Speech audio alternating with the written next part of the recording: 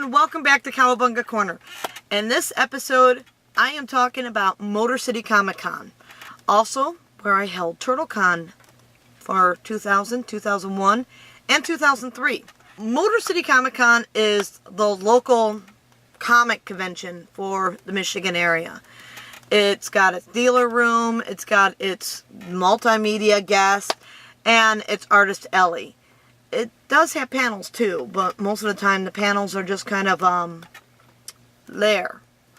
I started going to Motor City Comic Con in 1997. I didn't even know the convention existed till a friend of mine from Ohio said she was going to be doing a booth there for Friends of Lulu's. And I had no clue about this. I'm like, we have our own comic convention?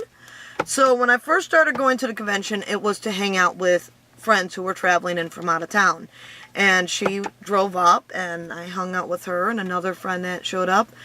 And it was a shopping experience. I saw that there was celebrity guests there, but they were charging for autographs, and I don't have money for that when I'm getting in there. I want to get things for the collection, like whichever comic books I'm missing and stuff. So it was digging through comic bin after comic bin, finding cheap Ninja Turtle toys and comics. It was great. And I really enjoyed it. At this time, to me, this felt like a big event because the only other comic book convention I really went to was Mid-Ohio Comic Con. So I remember going there and just thinking, oh, this is so cool. We were at the Novi Expo Center, which is a big building right off the expressway, hidden behind a Big Boys. The parking was horrible, but the building itself was great. You come in and right away you're thrown into this dealer room. Right down the first aisle, you could find a booth that I often speak of, Art Tunes, as they come here every year as well. And I always knew they'd be up against that front wall right there. It was one of the things I'd get excited about. I'd run down there and put my animation cells on hold and pick up whichever ones I had on hold from the last time. And then off as you go through the different dealer areas, you get to the publisher area where it's more people talking about what they do. It's the companies coming in, promoting what they're up to. It's a lot smaller than, like, let's say the publishers that show up over at San Diego or New York, but it's still a nice little area to see what people are up to and the companies. And after that, you'd go into the artist alley, and the celebrities would be along the back corner here. So every fan that came in had to go through this artist and go through the publishers and go through the dealers, so everyone kind of made out with this. There was also the panel rooms. There was one right off of the dealer room, and then there was another that was behind this curtain thing, so the noise was kind of feeding into it. So the panel rooms never really were great for Motor City Comic Con, but at first, I didn't even know they had panels. I was so excited with all the other stuff. And I remember going there in '98, enjoying myself, and I learned of volunteering. So in 1999, I volunteered for the convention. And Motor City Comic Con has the best volunteer setup that you could hope for a convention. Most conventions require 12 hours or something of work, or some even require more than that to get the weekend free. But Motor City Comic Con, you work just 6 hours, you get one free autograph from any of the guests that you pick from the little list they send you, and you get the rest of the weekend free. So if you're working on Friday, get Friday out of the way and work, then you go Saturday and Sunday and just hang out, have fun. You can volunteer a little bit more if you want to, or if they need the help, but they don't require it. And I think that's one of the best setups I've ever seen for the fans. It was around that time that I saw a booth come in for the Duke of Hazzard. It was a fan club. They had this trailer where you come up and you could see all this stuff. It was like a little traveling museum. Wow. Why don't we have that for Ninja Turtles? So that's what put the idea in my head. Well, where we have the traveling booths that would go to the different conventions. So I start putting the ideas together. I start learning the pricing. And I went to Kevin Eastman about it. I went to Raj about it. I was letting everyone know I wanted to do this for 2000. And so I nicknamed it TurtleCon 2000. And what it was going to be, because there was, at this time, we knew Image was ending. There was nothing on TV for Ninja Turtles. I mean, USA was dropping their reruns of the cartoon series. The Cartoon Express was gone. The Next Mutation disappeared without a trace. Everything we had was gone. Not even toys on the shelves. So, it came down to, what would this event be? Save our turtles. Let's get the turtles back out there. Not for us, but for the future generations. And what better place to do it than the one convention that I knew well enough to say they're great to their attendees. They're great to their crew. They have a nice shopping area for fans to go around and find stuff to buy. Overall, it's a fun experience. I didn't know anything about SandyCon, and I probably could have never afforded SandyCon to hold a booth there. So, and this was local for me to bring my collection. I start raising the money on TMNT and got some donations, including a donation from Kevin Eastman. We raised over $3,000. The booth cost over $4,000, so I had to take a loan from my grandma to try and pay for the rest of the booth. And then when we held the booth, it was great. We had a lot of fun. We made back in sales less than $400, and all of that went to my grandma to pay back on the loan for getting the booth. This surprised me. I thought we were going to make back a lot more. I sunk a lot of money into merchandise. I still have a lot of TurtleCon merchandise. And I have mouse pads, tote bags, t-shirts. I got all this stuff sitting in boxes that every now and then I give it away as prizes, or I give it to people who show interest. But this stuff ended up making it so the event cost a lot more than it could have. And that was my mistake. I was new to it. And I wanted to try again in 2001. And this time we had word that Peter Laird was doing a new Ninja Turtle comic book coming out in fall of 2001. So right away, I got things together. All excited me. I even made flyers for Peter's new comic book that we could give out at the table. I put the t-shirts from the following year up, as well as the mouse pads and everything for sale. We made even less, and less fans attended. And I realized then that I'm not going to go for 2002. But I still went to the convention. But now I'm back at volunteering for the convention. So I went, had a lot of fun at Motor City Comic Con 2002, got to know the guests a little bit more, and realized that some guests at these conventions are in it for the money, while some have a really good heart. And one of the guests that I met who had a really good heart was Ernie Hudson. I grew up as a Ghostbuster fan. I love the real Ghostbuster cartoon series. I love the other Ghostbuster cartoon series. And I especially love the Ghostbuster movies. When I saw Ernie Hudson standing there, Winston, I wanted to go up and say hi. I would have loved to got his autograph, but I go to this event broke every year. So I went up there, I said hi, told him how much I loved the movies and the TV show, and just wanted to shake his hand. He ended up giving me one of the autographs that he had on the table that was going to be scrapped because he started to write somebody's name on it already, and then the person decided not to get it. And so he scrapped it out and put my name on there and gave me one of his autographs. And I was like, oh, he was so great. Later that evening, I learned about the Saturday party for Motor City Comic Con and went over to the hotel and got to spend the evening talking with Ernie. And that was so much fun. I found out that this is a great event to go to for the party. I like being able to mingle with people and meet celebrities and hear some of their behind-the-scenes stories. I've always been fascinated in the making of TV shows and movies, and I know actors and writers and everything are only human, but everyone has their own adventure stories, and I like to hear them. And when they're at these parties, they're willing to share and talk up a bit about what they went through, and they're very nice people. I went in 2003 and decided to hold the booth one more time. This time was to help announce that the Turtles are back. And now that the Turtles are back, they turn around and have their new cartoon series, new toys, and now you can find Turtle stuff for sale at Motor City Comic Con again. The surprising thing for me was I was starting to find old foreign stuff appearing at Motor City Comic Con.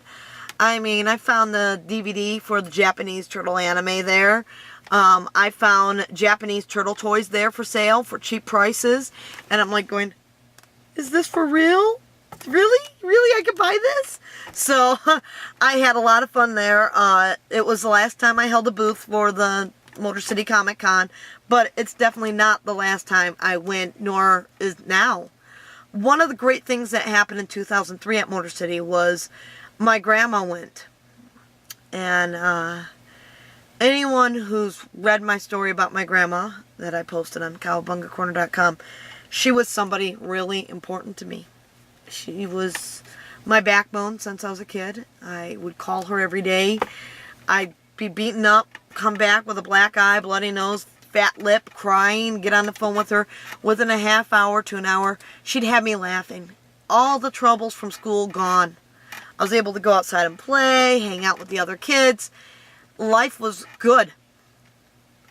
And she really did mean a lot. So when she came to my booth, that was a great experience for me. And then she went off and saw some of the celebrities, because these are people that she remembered watching on TV back in the 60s and 50s and 70s. It was...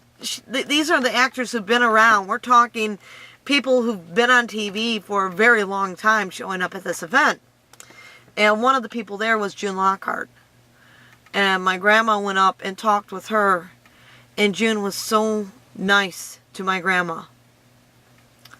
She was incredible to my grandma. And my grandma did get an autograph. She didn't have the full 20 for it, so June was nice and took a 10. It was the nicest thing I've ever heard June doing, but I was so thrilled to see my grandma so happy. We lost my grandma that following September. Cancer.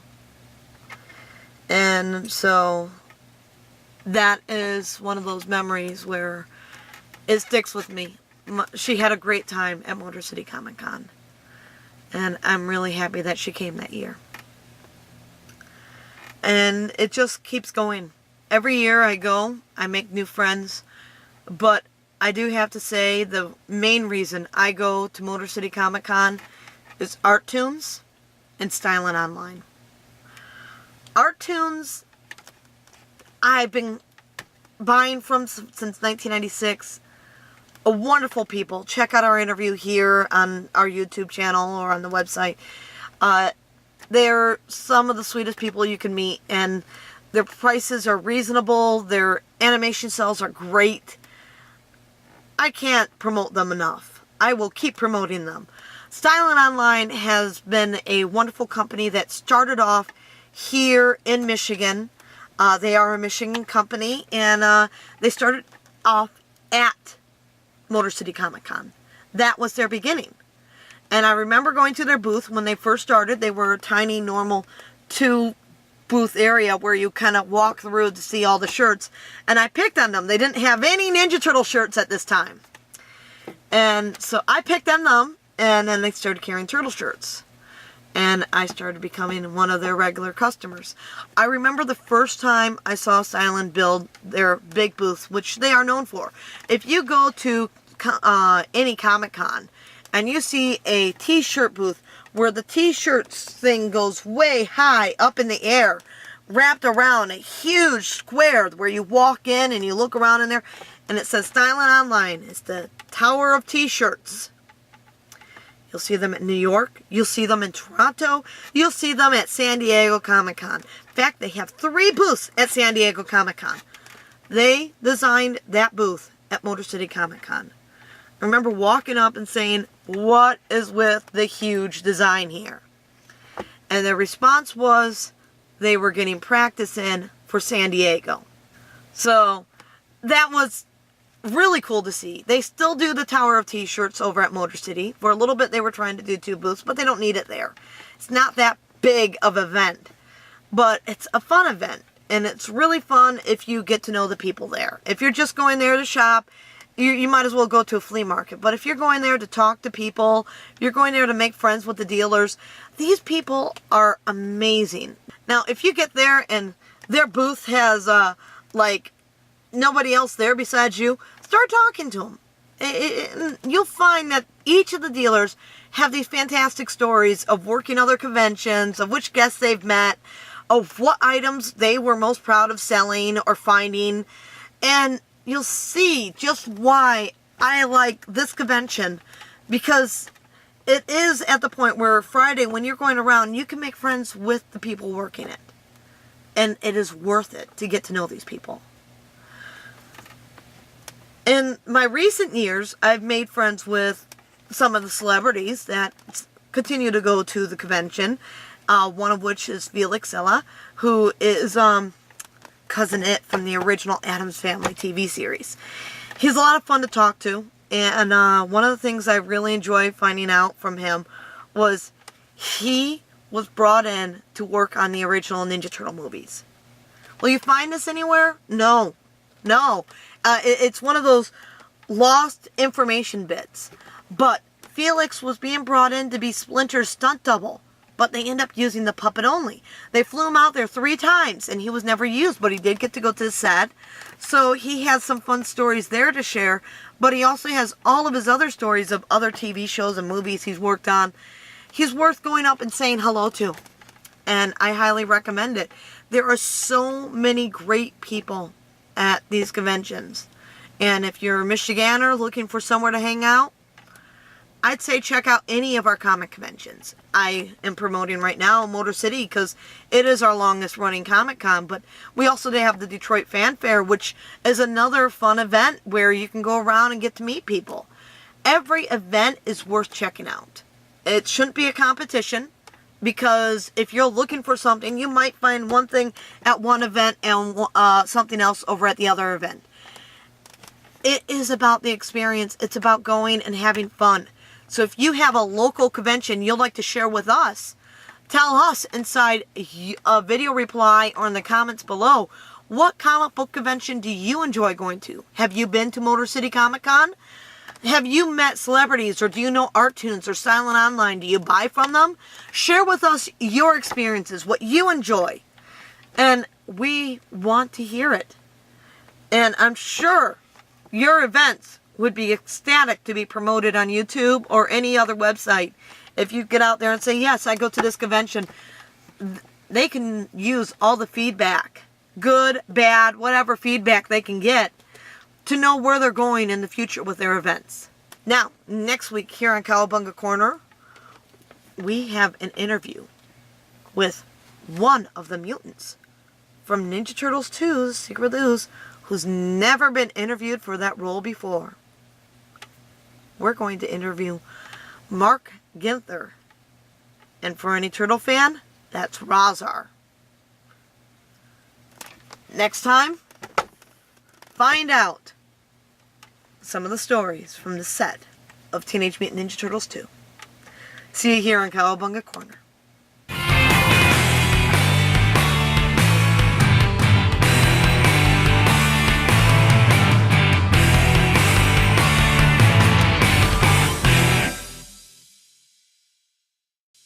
I'm Mark Ginther, Rahzar from Ninja Turtles 2. You're watching Cowabunga Corner.